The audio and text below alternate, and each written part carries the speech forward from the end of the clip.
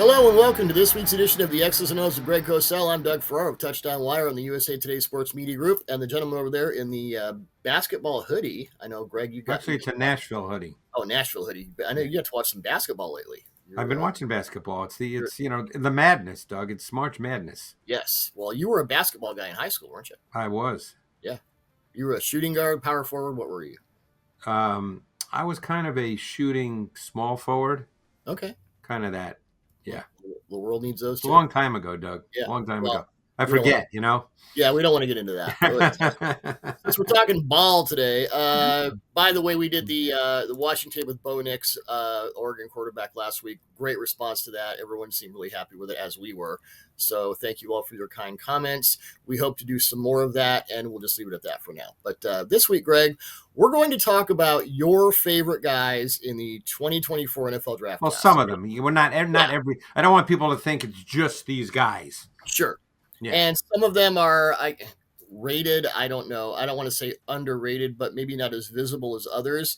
Some are names you'll know, and they're just guys you like. So these are like 7 guys. Well, I don't know who's doing the rating. I doubt that teams are telling writers what they think. So I don't even consider that when I do this. It's just guys whose tape, when I watch, I like their tape. There you go. Well, let's make it simple like that. And let's start with 2 running backs. What are you, the GM of the Seahawks or what? Why, are they looking for a running back? Yeah, they're always looking for a running back. Trey Benson, running back from Florida State, 6'0" 216 pounds. Last season, he had 156 rushing attempts for 905 yards and 14 touchdowns, 551 yards after contact, 3.53 yards after contact per carry, 15 carries of 15 or more yards for 488 yards, and 20 catches on 24 targets for 227 yards and a touchdown. I watched this guy based on what you said, liked him a lot, but I will defer to you, of course, because these are your guys. What stood out to you the most about Trey Benson? Yeah, he's an interesting guy, Doug, because he only had one game of 20 or more carries in the last 2 seasons at Florida State. He was a transfer from Oregon. Originally went there out of Mississippi, amazingly. He's an interesting guy. I mean, he's got downhill burst. He's got accelerating speed once he gets to the second and third level of the defense. He's got natural power. He's got a really strong lower half. Mm-hmm. And he can run. I mean, that's the thing that kind of comes out of nowhere because he's a big guy and he looks big on tape. I mean, for anybody who wants to see a great run, and he had several from distance, take a look at the 38-yard touchdown this year against Miami of Florida. I mean, that is really a great snapshot of Benson as a runner. It was a gap scheme concept. I mean, you talk about showing his explosive, accelerating speed at the second and third level. That's what he is. We'll put that up for the video, by the way. Yeah, I mean, he's really, that run kind of says it all. I think he's a better gap scheme runner overall than a zone runner, just stylistically, because you wouldn't say he's loose-hipped and shifty. He's not quite that guy. He's not elusive. Little tightness to him, but he's a sustainer too. I mean, he's got a relentless mindset. He's got really good contact balance, and that difference-making burst in speed, which really kind of makes him an interesting guy as we transition him to the league. Yeah, a couple things that stood out to me. He has impressive vision to and through gaps. He combines patience at the line with one cut-and-go speed. And I remember when we were talking about Isaiah Pacheco in our pre-Super Bowl X's and O's, and we talked about how Pacheco can win through skinny gaps. And I think he has that too. Yeah, I would agree. And that may not be a really bad comparison. I mean, I hate these comparisons because that's all people remember, as we know. But he ran really well, just like Pacheco did. I think Pacheco ran a 4.37, if memory serves me correctly. I could be wrong on that, but we know Benson did run a 4.39 because that was his number at the combine. And that's pretty good for his size. I mean, he's over 6 feet and 216. That's why I mentioned that 38-yard touchdown run against the University of Miami, because that really showed. I mean, he just ran away from pursuit. And he had a number of long runs. He's had a number of long runs in each of his 2 years at Florida State. So he kind of fascinated me. Again, with running backs, you never know how teams see them. You never know how they'll be deployed once they get to the league. Does he have the size and sort of the sustaining traits element to his game to be I guess, what we call a feature back. He does, but that term can mean different things to different Yeah, I teams. was going to say whatever that means these days. I have no Right. idea because everyone has a different idea of a feature back. A couple of other notes for your reaction. I agree with gap over zone, but he bounces outside with suddenness and authority where he can really use his knack for yards after contact. He has a nice sort of lateral swerve to get outside. Yep. And he also brings explosive potential as a receiver on screens, swings, and release routes with the capacity for more. He lined up wide left against Boston College for a quick screen. So he's an interesting kind of versatile receiver too. Yeah, he'll again. We have no idea. My guess is that there's not going to be a back taken in the first round, but that certainly doesn't mean that they can't be effective backs. I mean, look at Pacheco, who was he undrafted or was he a late round pick? 7th round, I think. Yeah, but whatever. The point is backs can come in all different rounds, and then it becomes how they're deployed within the team. Did you see anything with him that gave you concern? Concern? Yeah. I mean, I wouldn't call him shifty and elusive. The thing is a lot of these players kind of are what they are, and I always find it interesting, when people think, well, what's the weakness? Because everybody feels the need to put down weaknesses. Does he have a true weakness? Not given what he is. Now, that doesn't mean that he's, Walter Payton, I mean, but within what he is, because he's not, yes, he is explosive, but he's not super shift. We're not going to say, well, his weakness is that he doesn't have shiftiness like Barry Sanders. I mean, that's not what he is. Right. So, to me, that's not a weakness per se, but within what he is, he's pretty good. Yeah. That's everyone's weakness but Barry Sanders, so I guess we're all right. I mean, you can get caught up in that everybody feels, and we all do it. We feel the need to put down weaknesses, and but you have to understand what a player is. Yeah. I had a couple notes on things. I thought he occasionally tried to get a little too cute, but eventually led to negative runs when he'd be better off just turning up field and beating defenders up. Maybe he needs a better plan when he gets strung out to the boundary a little bit. Yeah, and it's funny you say that. I'm always leery of saying that because one thing about backs is normally the way they're coached is they have a path for the first 2 steps. Okay. Or maybe 3 steps depending on the team. And then it's kind of what they see. So it's very hard for me to decide what they see is wrong. Of course, there are going to be plays where that doesn't work, and it's easy to say, well, he shouldn't have done that. But, I almost feel like you have to be in his shoes and have him tell you, hey, here's what I saw, and here was my just reaction to it. And it's an instinctive reaction. So I know a lot of people, and no knock on you, Doug, but I know a lot of people, I never read what anybody says about players until after I watch the player. Right. So I see that a lot with backs. Well, has a tendency to do this, has a tendency to do that. And I'm thinking to myself, you're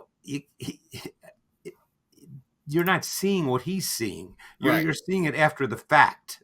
I think where it stood out to me is Benson. I thought his vision was so good between the tackles, so immediate, and he would see it and then react really well. I didn't see that as much outside. It wasn't like, oh my God, this is a thing. It just stood out to me. Maybe the vision outside the tackles versus inside the tackles, which is something. Yeah, I would say, being honest, I would say if you had to say what a quote unquote weakness is, I would say that he's a little stiff. He's not loose hipped. He's not smooth and fluid. He's fast. He's straight line fast. But I would say that he's a little tight in his core. He's not going to make those super sharp cuts. He's almost more of a darter and a slasher than a sharp cutter. Yeah. Every once in a while, he gets a little too upright. I think these are things you could say are weaknesses in his game. But, I know you mentioned the one cut downhill. I'm not sure I saw him as an outside zone runner, but maybe he Not is. as much. Yeah. Not as much. Our second running back is Tyrone Tracy Jr., running back from Purdue. And I have to admit, this is the one guy I did not have a chance to watch. Well, you got to take a look. The one I watched a few plays, and the first thing that stood out was explosive. 5'11" and 1/8, 209 pounds. Last season, he had 114 carries for 714 yards and 8 touchdowns, 506 yards after contact, 4.4 yards after contact per carry, and 14 carries of 15 or more yards for 354 yards. He also had 19 catches on 25 targets for 138 yards. So I will cede the floor to you, Dr. Well, Cosell. you have to keep in mind, too, you can't worry about the targets because this guy came to college. He was a receiver. So Right. we know he can catch the ball. I mean, in 2019, because he transferred from Iowa. So in 2019, as a receiver at Iowa, he caught 36 balls for 16.4 yards per reception. So there's no issue with him as a receiver. That's what he was. No, I'm just So so yeah. Just his what stands out to you about him? What was the first thing when you put on his tape? We're like, oh, okay, we got this. natural quickness, loose hips. He's got juice. Um, and I thought that he just has an explosive short area burst. He's got really good balance and body control, and he can re-accelerate in confined space. He can Explain stop. what that means. Explain what re-acceleration means. Well, in order to be an effective runner, you're going to have to run where there's a lot of bodies. It's you can't just run outside. You're going to have to run inside. And when you run inside, yes, you can hit the hole with burst and short area burst, but at some point, normally, I mean, hey, it's great if you can just run through a big hole and you just get to the second and third level with nobody there, but that's unrealistic to happen a lot. So what normally happens is, there are bodies there, whether you run into a body, whether there's people reaching out and slowing you down, and you need the ability then to re-accelerate. You can't just be stopped. There's a lot of backs who don't quite have that ability. They might be physical, they might be tough, they might be able to run through some contact, but at some point, if you're going to have some longer runs, you're really going to have to be able to sort of re-accelerate when you're slowed down. He can re-accelerate. He did not slow down or lose stride on his cuts. And I saw him because of the receiving element, and even though he's a pretty good sized back, I don't know if he's a quote unquote feature back. I saw him at the next level. And again, I'm going to mention two names. And if that's all people remember, so be it. But I'm talking about. I know you're sick of this because you were complaining about it on Twitter yesterday. Yeah, because that's all people remember. But I'm talking about how they can be deployed in the league, not a direct comparison between players. But I think they can be used in much the same way that Alvin Kamara was used earlier in his career. When he was not, the primary back, which he is now for New Orleans, and the way Jahmyr Gibbs is used. I was going to say Jahmyr Gibbs, yeah. Yeah, and people are going to say, Jahmyr Gibbs, man, he's great. Well, that's not my point. My point is just in terms of deployment within an offense. In other words, a guy that can carry maybe 130 to 150 times, be a receiver, line up anywhere because he's done that in his background. He was a receiver. Yeah. So he can detach no problem from the formation. He knows how to run routes as a detached player. So I think he's a really intriguing guy. And he turned out to be one of my favorite backs to watch. And I think he'll be an ascending player because he's still learning how to be a runner. And he's got all those athletic traits. Speaking of receivers, Greg, Anthony Gould, wide receiver from Oregon State, 5'8" and 3/8, 174 pounds. Last year, 44 catches on 70 targets for 711 yards and 2 touchdowns. Interestingly enough, for a guy his size, 91% of his snaps were outside, 16 catches on short passes, 16 catches on intermediate passes, and then he had 6 catches on 16 targets of 20 or more air yards for 196 yards and a touchdown. And I'll say this, he had to come back for a lot of those deep passes, so that could increase. And boy, this guy is just he's a wind-up toy, boy. He right off the snap, those foot fakes and the way he gets from press, it's interesting. Yeah, he's an explosive vertical dimension. I mean, he's got short area burst, he's got accelerating speed, he's got an extra gear, he can run by and get on top of corners. I think he'd be able to do that in the NFL as well. I think there were snaps that he did show he could defeat press coverage with quickness and burst off the ball. My sense is, though, that given his size, if you draft this guy, you'll want to try to get him free access off the ball to quickly generate velocity and his accelerating speed to best take advantage of what he brings to a passing game. He was kind of a fun watch, Doug. I know you watched him as well. Yeah. And I actually spoke to a wide receiver coach that really, really likes this kid. And I think just to make a larger, macro worldview point, I think the way the game has changed with motion and all different kinds of motion. We saw our good friend Jordan Rodriguez do a great piece on that short burst motion that Yes. the Dolphins started and that everybody is now using. It's, everybody's going to use it now. You know, uh, Jordan's best. We love her. yeah, she did a great job, but there's so much more. My larger point is there's so much more motion in the league now. Yes. So a guy who's just over 5'8" and weighs 174, and it's again, I'm not making a direct comparison to Tank Dell, but the point is, 15 or 20 years ago, no one would even have thought that Tank Dell was a viable wide receiver option in the NFL. And now it's changed because there's ways to get these receivers free access off the ball where their incredible burst and accelerating speed and quickness and all that, can become a factor. So Gould is a really intriguing player because of that. Couple of kind of nuanced points that came up to me. He instinctively sinks into his breaks at the route stem to draw himself away from coverage. He's very good at that. Where problem one is the foot fake. Problem two is the just straight up vertical speed. And then he's so good at kind of reading the corner and understanding, okay, he's kind of going this way, or he might be switching to bail and I can go here. And he's really good at that. And then he tracks the ball very well to address misfires and underthrows. He's a really good ball tracker. He's got strong ball tracking ability. I still think he's best on movement type routes where he can run away from coverage. Sure. Go routes, post routes, sail routes, crossers, those kinds of routes. I think, ultimately, you want him on the move. He's effective in the tunnel and bubble screen game because he has run after catch space to build up that speed. He had a couple of end-around runs, but explosive plays everywhere from the backfield as a runner on sweeps to a vertical weapon on seams, goes, posts, and overs. Focus drops were an issue. He had 4, and it was kind of simple turn and run stuff. Did you sense, and I think he's a tough player, did you sense, how can I best put this without, I don't want to do an unfair denigration because you have to talk to the player. Did you sense an aversion to traffic? If you know what I mean. Yeah, I mean, I don't think that's not what he is. It's funny you say that because that's like people saying, well, he's not going to high point the ball. Well, no kidding. He's 5'8". Right. Yeah, a little bit. On a slant or I might see that. I could see that, to some degree. And I agree about the focus drops. There were a few too many drops on balls that he simply has to catch. You can't drop the routine throws. He had a few too many of those. I mean, you can make the point that he's not going to have a large catch radius because he's 5'8". I mean, again, but no one's going to draft him because of those things. You know what I'm saying? I mean, are they weaknesses?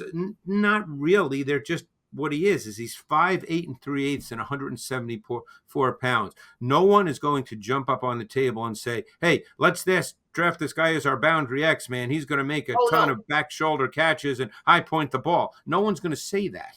No, well, what I wrote is he'll win the contested catch battle with open space and with physicality because he'll get grimy if he has to, but that's not who he is. Yeah. I mean, I would say he probably needs to be a little more detailed and nuanced as a route runner. You can't always rely on quickness and speed to win when you get to the next level. I would say he's more straight line linear at this point. But I think that for what he is, he really can run and he catches. I thought your point about ball tracking was a really, really good one. I made that point as well. I mean, he's really good at that. And as you said, there were a lot of underthrown balls that he had to track really well. Yeah, it was like one of those bad combine drills. You're like, okay, it's like he's hanging and hanging and hanging, and So that's an interesting larger point of negatives versus things this guy just doesn't do because that's not who he is. Yeah, I mean, there's probably not a lot of 6'3", 220-pound receivers who can do what he can do. So there, it just becomes. So is that a weakness? I mean, it just becomes what they are. Right. And then that's why I know you do the same thing, but when I watch these guys, I think of projection, transition, and deployment in the league. Yes. Obviously, you have to look at their traits and attributes. You start there. But then the way I always look at it is how will they be deployed in the league? And that's so therefore, are they weaknesses per se? Not necessarily. They're just not how they're going to be deployed. With Gould, was there one play that really kind of personified him? Oh, I didn't mark one play down. Although I would say maybe that he had a 61-yarder versus Stanford that I remember. I don't know if you remember that one. I thought that showed Gould at his best. Detailed in breaking route, he created separation, and then electrifying run after catch. I mean, which he can Okay. do. Yep. We're going to put all these up. I want to get Yeah, one. so it was 61 yards versus Stanford. Gotcha. Next receiver, Lad McConkey, wide receiver, Georgia. I think a lot of people are missing out on what this player actually is, but we'll get into that. Little under 6 foot, 186 pounds. Last season, he had 30 catches on 37 targets in an injury-plagued season for 483 yards and 2 touchdowns. 67% of his snaps were outside. Great on intermediate stuff and can get it done deep. And, of course, he's white, so it's Cooper Kupp and it's Wes Welker. The guy he reminded me of right off the bat was Emmanuel Sanders, but I want to get your thoughts first. Interesting. Just that smooth gliding, great route runner. He's more, and I mean the Cooper Kupp thing. I mean, sure, Cooper Kupp is great, but I want to get because you mentioned McConkey pretty authoritatively when we went over like which guys you wanted to do. So, what really stands out to you about him? Route running, and I'll tell you what I mean by that. Yep. When you run routes, particularly versus off coverage, obviously it's different if you're being pressed, then it's a different animal. But if you're running routes versus an off coverage corner, whether it's man or zone, if you're an outside receiver, that corner essentially has to play you. Then it just comes down to a matter of what his technique is. Whether he's going to face you straight up and maybe more of a man concept, or whether he's going to play you a little more side saddle if it's zone. But the point is if you're lining up, as the number one receiver outside, not in a reduced cut split, but, as an outside receiver. And by the way, he's going to line up in a lot of reduced cut splits in the NFL. But let's just talk about route running. So here's what you have to do. You have to either get him off his spot or get his body to turn in a certain way so that you can break opposite that turn, because guys can't then totally turn their body. In other words, if you want to run an in-breaking route, you want to get the corner to turn his body to the sideline, because he can't snap his hips around quickly enough to defend an in-breaking route if his body is turned totally toward the sideline. You're trying to get him turned, or you're trying to get him off his spot. That's what route running is. So what you're doing is you're using your vertical stem, the early part of your route to do that, and then at the top of your route stem, you're also doing whatever it is that you do to do it, but that's what you're trying to do. And he had no wasted motion or step. So, I mean, he didn't give anything away. And I thought that he just was really smart in and out of his breaks. He had sudden burst and quickness. To use one of my favorite terms, he was a separation generator. Yep. I just really liked I felt that this guy just understood the nuance of route running. Well, here's one of my notes. McConkey uses an impressive burst off the line of scrimmage to set cornerbacks up and press or off. And then those cornerbacks are going to have issues with his sudden cuts into and out of his break. Yep. So I'm kind of seeing the same thing there. And it's funny because another guy that I didn't specifically have a weakness for, but I mean, you could say that, yes, does he have to get stronger? Sure, he has to get stronger. He's a college kid. I mean, he's 6 feet, 186. By the way, his 20-yard shuttle at his pro day was off charts. It was 4.04. Yeah. So, I mean, does he have to get stronger? Does he have to perhaps get better against press? Sure. But the way he's going to be deployed in the NFL is going to really minimize and at times eliminate that. I mean, think of him in an offense, and I'm not saying he's going to get drafted by this team because you have no idea who he's going to get drafted by. But think of him in an offense like the Rams, where he's going to probably be in reduced splits, cut splits, bunches, stacks. They're going to minimize the ability of a corner to press him and jam him at the line. That's what's going to happen. He's not going to be told, number one, he's not going to be a true boundary X, and number two, he's not going to line up on the ball an awful lot outside the numbers where a corner is going to get in his face. That's not going to happen a lot in the NFL because that's not who he is. God, Kupp and Nakua and this guy. There's Sean McVay, your evil chef. Right. And again, I don't have any insight. I mean, I'm not saying that's going to happen, but you know what I'm saying. Yeah. Another thing I like about him is he has no issue getting Grammy catches in traffic. I mean, he will catch the ball on a slant. He's going to get faced, and he knows it. He has no problem with that. He's tough. And he's versatile. He can line up outside. He can line up in the slot. He can line up anywhere you want him to line up. Yeah. And outside of the fact that he's not built like Jamar Chase, I don't see a lot. No. He's every passing game is better with one of those death by 1,000 paper cuts receivers who can get you that 6 to 8 yards on third and whatever, and he's absolutely that guy. He's in an offense where designed openings are the order of the day. He uses understandings of the nuances of the position to become a great asset. He's more than just a little slot guy at the next level. Oh my God! I was on the field at the combine, and I saw him. He's not short. I mean, he's 6 feet. He's not a little guy. No. I mean, he weighs 186. He could probably gain a few pounds, probably get over 190. His 40 time, I think, surprised a lot of people. I would say it surprised me a little bit. I knew he was fast watching his tape just because he plays fast. He does, but he's not like it's not an immediate speed. It's more of a gliding speed. No question. You're not thinking, oh my God, this guy's going to run a 4.32. But right. I mean, he did run a 4.39, and that 20-yard shuttle, I think, really speaks to, which was 4.04, which, so people understand, is really amazing. Yep. I think that really speaks to his ability to snap his cuts off. Yep. In my mocks, I'm either giving the Chiefs or A.D. Mitchell sort of back to back, depending on what. Let's get to a larger gentleman, one I'm familiar with from the fact that he played in Seattle, Troy Fautanu. Washington, 6'3 3/4, 317 pounds. Last season allowed 2 sacks, 3 quarterback hits, and 18 quarterback hurries in an offense where Michael Penix Jr. threw 117 passes of 20 or more air yards, so we know he can sustain blocks. Important to note that as a left tackle for a lefty quarterback, he wasn't protecting Penix's blind side. That was Roger Rosengarten. I'm not making it an issue. You and I have discussed over and over how those positions are interchangeable, but I think it's worth mentioning. Oh, he's a blindside protector. Well, he really wasn't. Not that it matters. No.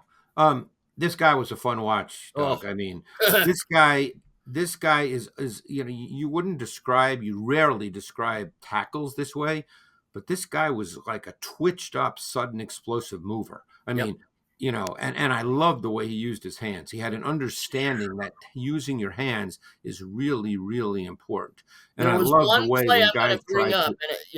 You and I have talked about this. That rep against Texas where he slapped 2 pass rushers down on the ET stud. It was Ethan Burke and Tavondre Sweat. Both of those guys tried to get their hands in him, and he just slapped them down. Yeah, he did that a lot. And sometimes guys would just then fall down. Yeah. Yep. Yeah. No, I mean, this guy's twitched up. He's sudden. He's got really active athletic feet. A great understanding of how to use his hands to maximize his arm length, which is very good. I think the big issue with him, and it's one reason why he's being talked about at guard, I guess, is he did struggle with his anchor when rushers were able to get inside of him into his chest. Yeah. And then he got moved. So, I've heard people say, well, they think of him as a guard. Maybe they do. I'm not an offensive line guru, so I'm not going to sit here and say, oh, yeah, that's what he needs to do. But I think he's a high-level prospect, whether you see him as a tackle or as a guard. Certainly his twitched-up movement suggests tackle, but if you're really concerned, if you don't think it's fixable about the anchor, then maybe you do see him as a guard. But I think this guy can play early in his career, and I think he's going to be a good player. He'll get upright once in a while and get off his base, and that's where I see him get poleaxed a little bit, and that can be fixed. I think the arm, the height is low percentile, the hand size is very low percentile, the arm length is fine. I saw him he's really good in like closed spaces. I saw him getting beaten to either side a little bit. I don't know what that has to do with anything. As far as his physical attributes, but I noticed that. But my first note brings a nasty mentality to the position. He's technically sound, but he really wants to kick your ass and dominate the rep. More pancakes and an IHOP on Sunday morning. And that's not just at the line. He would go up on screens and just beat the hell out of people at the second and third levels. Yeah, too. And it'll be interesting. I'm fascinated by how he is seen.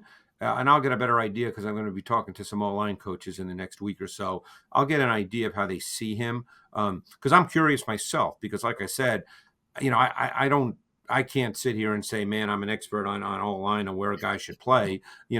But I know that there are people who believe that he'll be a guard, not a tackle. But boy, just that movement is God, that's fun to watch.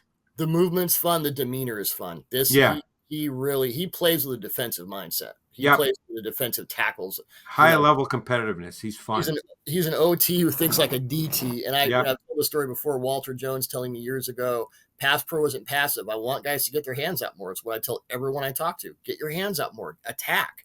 And it's important. And well, it's so interesting you say that, because there's so many different approaches. And I think everybody does it differently. I remember hearing Andrew Whitworth talk when I had the opportunity to go to the O-line masterminds last summer.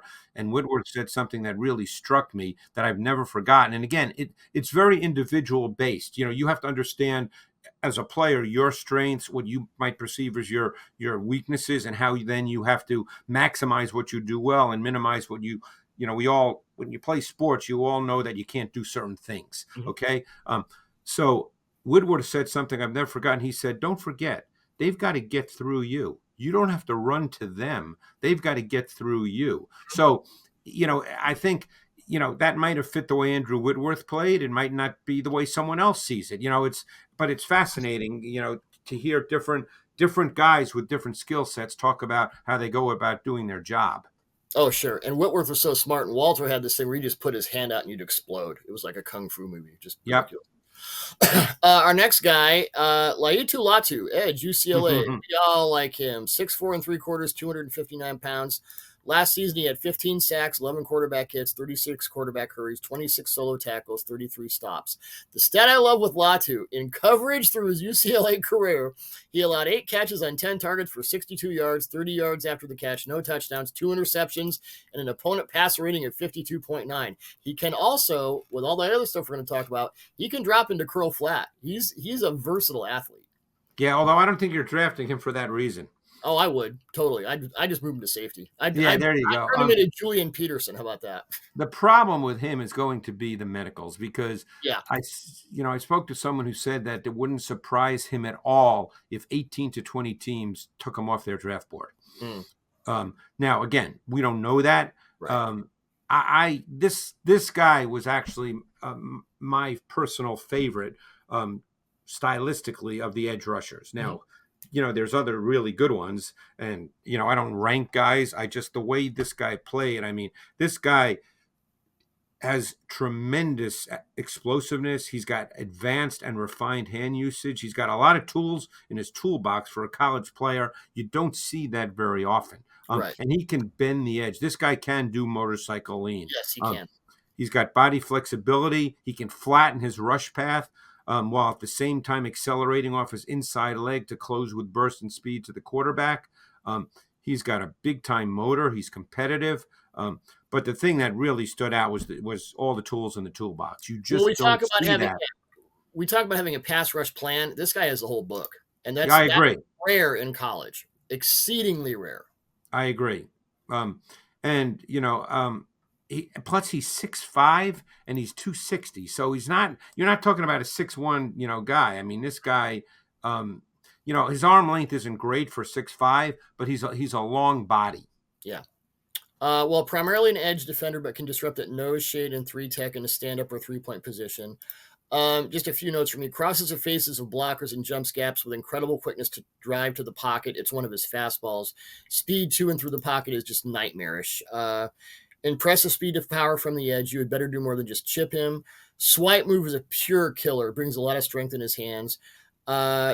Dominant more often than not at the Senior Bowl. Yeah, he has this weird kind of slow play to disengage move that might not be as effective against better NFL tackles. But there are not a lot of weaknesses here. Not a lot of things where you go, oh, he's going to have to fix that. No, could you argue that he's going to have to get a little stronger? You could probably say that about a lot of guys. I would say, one thing I wrote was I would like to see him be a little more violent with his initial strike. Yeah, and I think there'll be run game questions. That's where I think he's going to have to get stronger. But I don't think assuming, the medicals are okay and he does get drafted where he deserves to be drafted, which in my view would be in the top 20.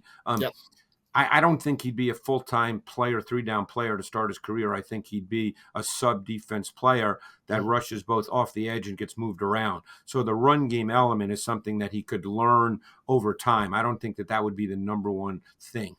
He will get caught watching the ball and kind of missing the action, but, that's one of those things that's hopefully fixable. But, yeah, we love him. Our next guy, Byron Murphy, the second.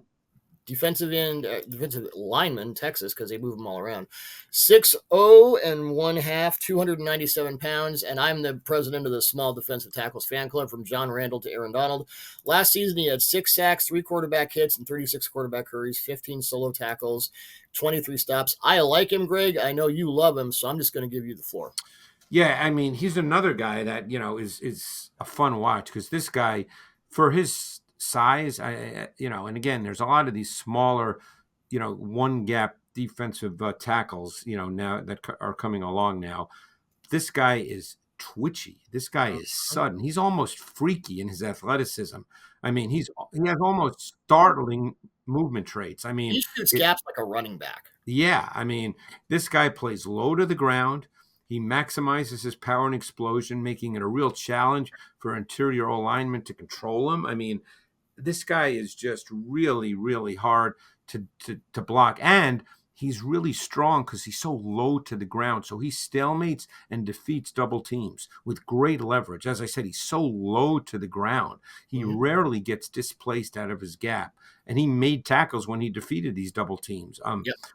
I think he's the most dominant defensive tackle prospect in this class. Again, it all depends on what people like. I guarantee there'll be some coaches that say, well, I don't want a guy who's 6'1.5 feet. I mean, you never know with this stuff. But to me, his tape is really, really good. We know there's been a lot of these smaller, shorter, lighter, so to speak, at 297 D tackles. You mentioned John Randall. You can talk about Geno Atkins. You can talk about the Atlanta kid, Grady Jarrett. I mean, there's a whole bunch of these guys that have done really well in the league. Yeah, that Aaron Donald guy did all right. But, I don't like to compare anyone to Aaron Donald. I mean, stylistically maybe, but Aaron Donald was Aaron Donald. I think Jarrett, because Jarrett was always that really quick one gap shooter. And, the things about Murphy, relentless effort through the pocket, had a sack against Iowa State in which the right guard threw him to the ground. Murphy got up and got the sack. He is on your ass from snap to whistle. He is just always going. Can just forklift dudes when he's got his leverage together. Quickness and lateral agility to hit gaps running back style, and will jump 1 to 2 gaps and back to do it. He's very active laterally. A team like the Cowboys that runs so many stunts in games. He's really good at that because he's got great balance. He can bend. I mean, he slants. I mean, this guy's highly effective slanting into gaps. Texas did a lot of that, slanting into gaps. Oh, the old Joe Green stunt 4-3 thing. I love that. Yeah. Very quick feet, prone to throwing wide receiver level foot fakes at some confused offensive linemen. I love him a lot. I'm a big now Johnny, formerly Jerzon Newton fan, but I like Murphy as well. I think Murphy's a better prospect than Newton, although I do like Newton. Your final guy, Greg, and it's funny, we both did our guys list, and this guy showed up on both of them. Cole Bishop, safety from Utah. 6'2", 206. Last season allowed 14 catches on 26 targets for 170 yards, 58 yards after the catch, 2 touchdowns, 2 picks, 1 pass breakup, and an opponent pass rating of 67.8. Also had 47 solo tackles, 22 stops, 3 sacks, 12 total pressures. Played everywhere from box to free to halves to outside cornerback once in a little while. I just loved him, but let's get your take. Yeah, first. I mean, I really liked him too. I mean, I watched a lot of his tape. I watched him last summer from 2022 and then watched him this year. I mean, you're dealing with a guy, he's got size, he's got movement. You talked about the versatility. He's super competitive. I think he's savvy. He's intelligent. He's really active with his communication skills with teammates in the pre-snap phase. You never know exactly what he's saying. There's no way to know that, but clearly he's aware and he's communicating. He's got physicality. He's got athleticism. He's got play speed and range. I think he can play post safety in cover 1. You probably don't want to make him do that every snap, but he can do it. He certainly can do it in cover 1 and cover 3. He can certainly play half field safety in cover 2 and all variations of cover 4. I think he's a lot smoother in his transition and change in direction than people might think. Yes. And one of my notes had a nice backpedal and turn and can play press bail. Very versatile in coverage. Yeah, and he covers a lot of ground. I mean, very few NFL safeties we would say are super elite athletes. I mean, that's not the position. Every once in a while you get a guy, and I wouldn't say Bishop's super elite, but he's without question on the higher end of the athletic spectrum. In addition to playing with a really high football IQ, I just really like this kid a lot.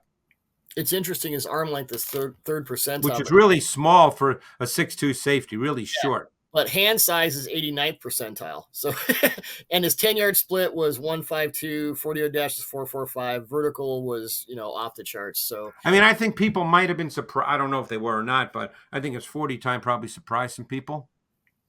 As far as in a positive sense? In a positive sense, yeah. I don't think because what I wrote, he has on-field speed that stands out over and over. It gives him the ability to play everywhere from blitzer to robber to post safety, can match and carry speed receivers up the chute and to either boundary, has true sideline to sideline burst as a safety. I agree. And, I agree with all that, Doug. It's the same thing with linebackers. These days where nickel is your base, you want guys who can cover half the field by default. It's not like, I can't go past the numbers where I'm screwed.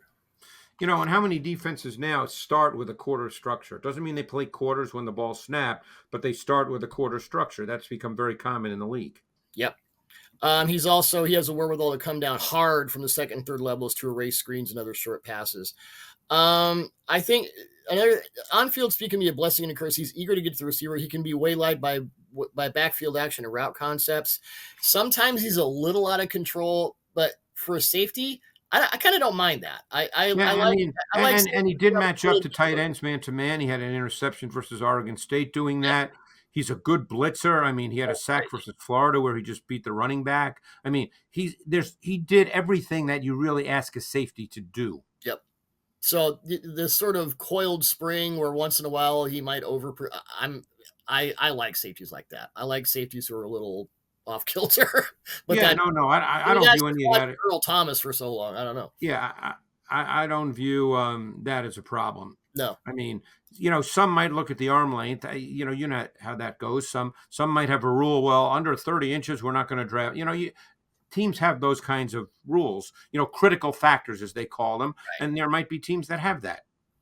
Unless it like with Fautanu's hand size, I don't know if that's one reason he gets beaten around the edge. Sometimes I don't know, so I have to go back and watch. If with Cole Bishop, I didn't really care because it didn't show up. Like I want because I don't look at the measurements before I watch tape. I just watch tape, and I might look at metrics before, but usually I start with tape, then I go to metrics, and then with these guys, I go to I go to mock draftable and look up all the stuff and where the percentiles are. If it doesn't show up, it doesn't show up. No, you're right. So anyway, Greg, that's your favorite guys. And as always, you're our favorite guy for the in-depth analysis you provide both with the NFL and the NCAA. And we'll be doing this again next week. But for this week, that's the X's and O's with Greg Cosell. Greg, we'll be talking to you soon. Thanks, Doug.